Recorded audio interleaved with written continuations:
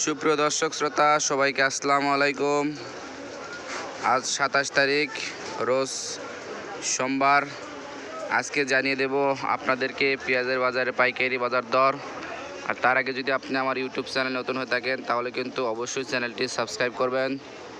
তো দর্শক শ্রোতা কিন্তু বরাবরের মতোই কিন্তু আজকে ঘূর্ণিঝড়ের প্রকোপ, আর এই প্রকোপের কারণে কিন্তু পেঁয়াজের বাজার বাড়তি কমতি কোনোটাই নেই।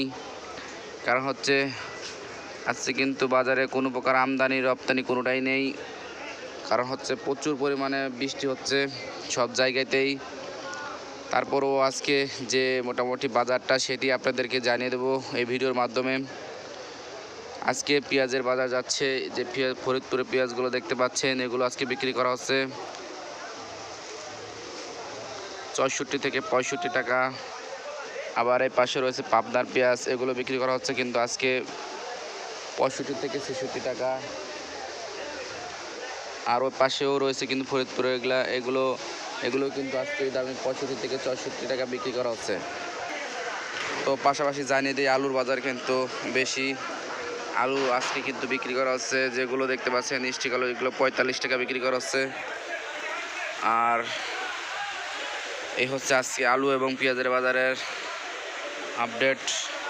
তো নিত্য নতুন পেঁয়াজের বাজারের আপডেট জানতে চাইলে কিন্তু অবশ্যই পেজটি ফলো দিয়ে রাখবেন, কারণ আপনাদের একটা সাপোর্টের কারণে হয়তো আমি ভিডিও প্রতিদিন দিতে পারি। তো দর্শক শ্রোতাবৃন্দ সবাইকে আবার আসসালামু আলাইকুম। সম্পূর্ণ ভিডিওটা দেখার জন্য ধন্যবাদ। দেখতে পাচ্ছেন যে আজকে কিন্তু বাজারে প্রচুর পরিমাণে বৃষ্টি হচ্ছে, ঠিক আছে, যার কারণে কিন্তু আসলে কোনো প্রকার আমদানি রপ্তানি কোনোটাই নেই। আসলে দেখতে পাচ্ছেন বাজারে কোনো প্রকার লোকজন নেই, কারণ হচ্ছে আজকে প্রচুর পরিমাণে বৃষ্টি হচ্ছে। এই হচ্ছে আজকের বাজারের আপডেট।